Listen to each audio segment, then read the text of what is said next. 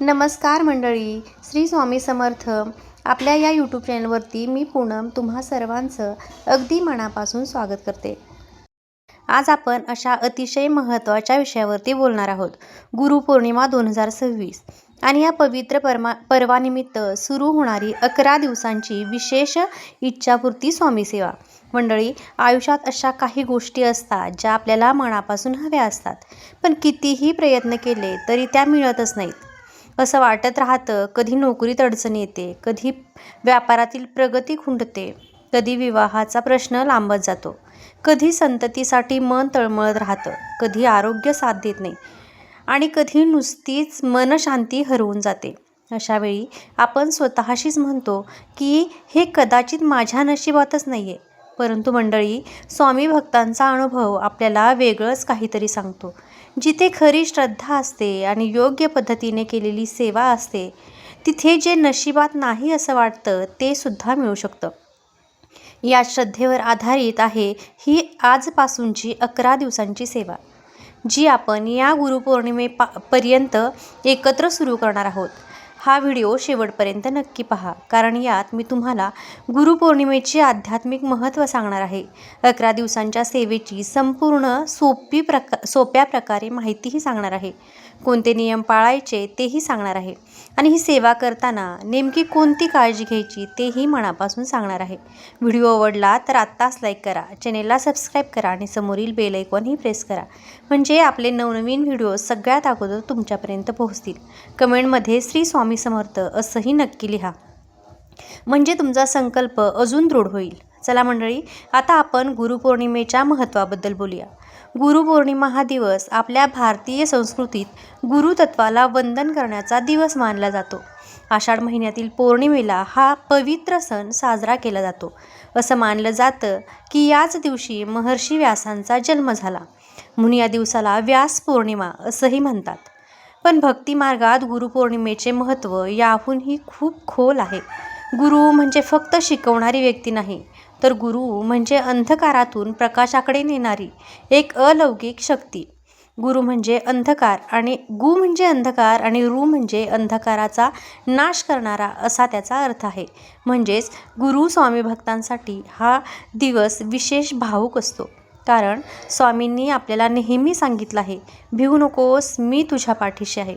मंडळी, हे एक वाक्य आजही लाखो भक्तांना धीर देतं, संकटात असताना हात धरतं आणि पुढे जाण्याची ताकद देतं. गुरुपौर्णिमेच्या या पवित्र दिवशी स्वामींना मनापासून कृतज्ञता व्यक्त करणं, त्यांना भावपूर्ण स्मरण करणं आणि एक नवीन संकल्प घेणं हे विशेष फलदायी मानलं जातं. आणि म्हणूनच याच दिवसापासून सुरू होणारी सेवा अधिक प्रभावी आणि परिणामकारक मानली जाते. आता तुम्हाला प्रश्न पडला असेल की ही सेवा 11 दिवसांची. मंडळी, आध्यात्मिक दृष्टीने 11, 21 हे आकडे खूप महत्त्वाचे मानले जातात. असं म्हटलं जातं की कोणताही संकल्प, कोणतीही सवय किंवा कोणतीही साधना जर सलग 11 दिवस किंवा 21 दिवस मनापासून केली तर ती आपल्याला आणि आपल्या आयुष्यात खोलवर रुजते. स्वामी सेवेच्या बाबतीतही अगदी हेच घडतं. 11 दिवसांची सलग सेवा केल्याने, श्रद्धेने आणि नियमाने जर तुम्ही ही सेवा केली तर भक्तांच्या मनात स्थिरता येते, नकारात्मक विचार कमी करते आणि आतून एक सकारात्मक ऊर्जा जागृत होते. अनेक भक्त आवर्जून सांगतात की अशी नियमित सेवा केल्यानंतर त्यांच्या आयुष्यात हळूहळू बदल जाणवू लागले. मन शांत झालं, अडकलेली कामे मार्गी लागू लागली आणि नात्यांमध्येही एक गोडवा परत आला. अर्थातच याचा परिणाम प्रत्येकाच्या श्रद्धेवर आणि त्याच्या नियमिततेवरती अवलंबून असतो. चला तर आता सेवेची संपूर्ण सोप्या पद्धतीनं माहिती सविस्तर पाहूया. सेवा सुरू करण्याआधी काही गोष्टींची तयारी आपण करून ठेवूया. पहिली गोष्ट म्हणजे सेवा कधी सुरू करावी. तर आज आहे 19 जुलै आणि आजपासून 11 दिवसांची सेवा म्हणजे 29 तारखेला आहे गुरुपौर्णिमा. तर तुम्ही आजपासून 11 दिवसांची ही सेवा सुरू करू शकता. गुरुपौर्णिमेच्या पावन दिवशी 2026मध्ये गुरुपौर्णिमा नेमकी कोणत्या तारखेला आहे याची एकदा पंचांगात खात्री जरूर करून घ्या. दुसरी गोष्ट म्हणजे जागा घरातील देवघर किंवा घरातील कोणतीही शांत जागा निवडा. तिथे तुम्हाला रोज न चुकता बसता येईल. तिसरी गोष्ट म्हणजे साहित्य. स्वामी समर्थांची प्रतिमा किंवा फोटो, एक सवय किंवा दिवा, उदबत्ती, काही फुलं आणि एक छोटीशी वही आणि पेन एवढं जवळ ठेवा.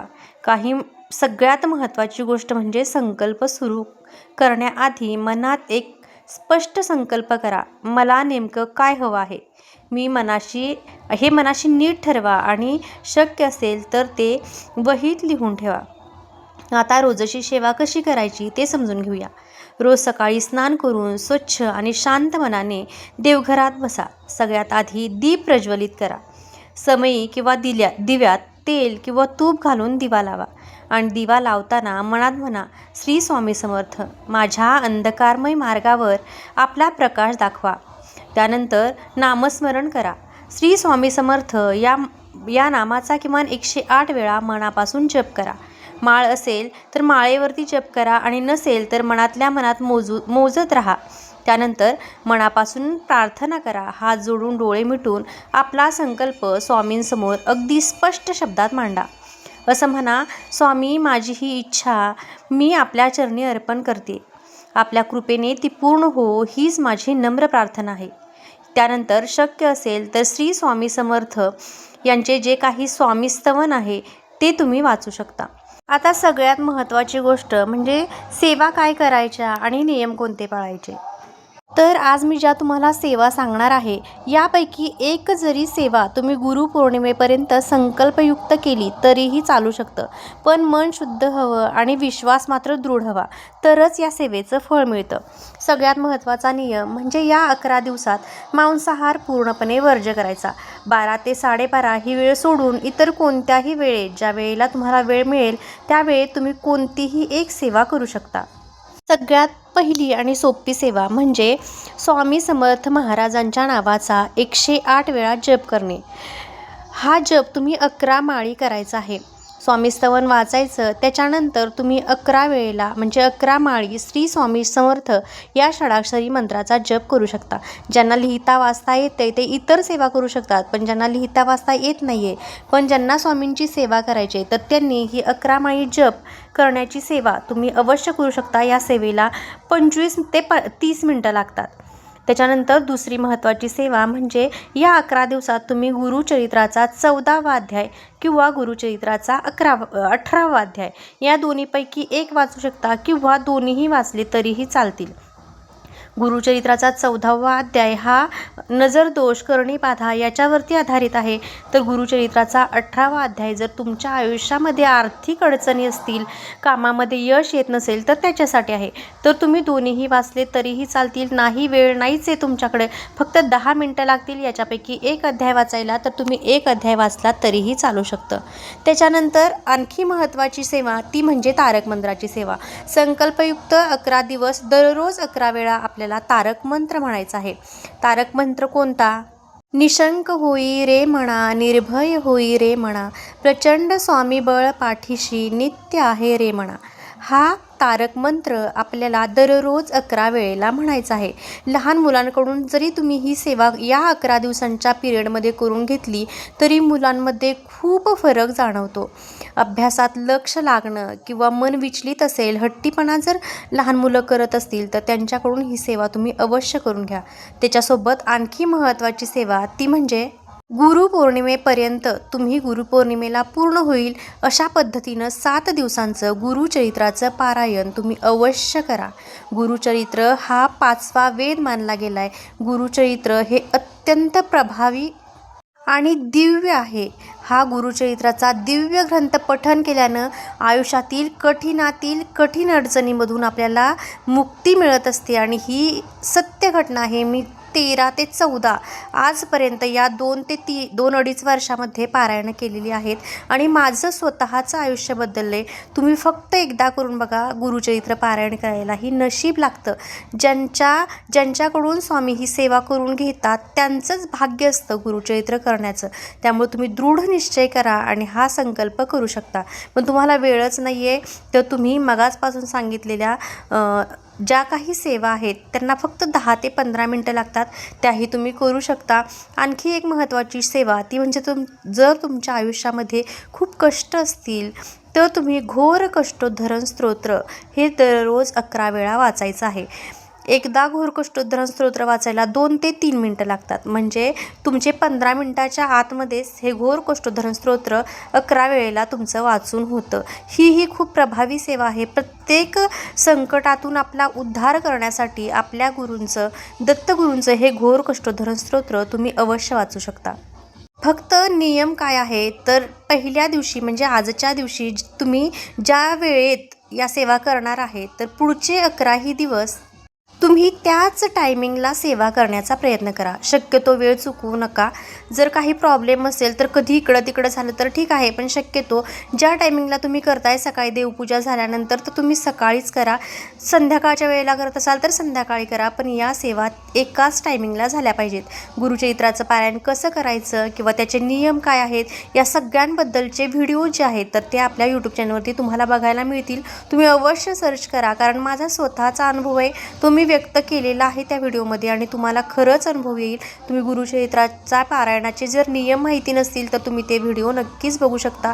इतर गोष्टींसाठी जे नियम आहेत तर त्याच्यात सगळ्यात महत्त्वाची गोष्ट म्हणजे तुम्ही जोपर्यंत ही सेवा करताय तोपर्यंत मांसाहार पूर्णपणे वर्ज्य करायचा. त्याच्यानंतर परान्न घ्यायचं नाही आहे. बाकी इतर अशा काहीही गोष्टी नाही आहेत. गुरुचरित्राचे नियम फक्त वेगळे आहेत. बाकी अगदी साध्या सोप्या पद्धतीनं तुम्ही यापैकी कोणतीही एक किंवा सगळ्या सेवा तुम्ही करू शकता.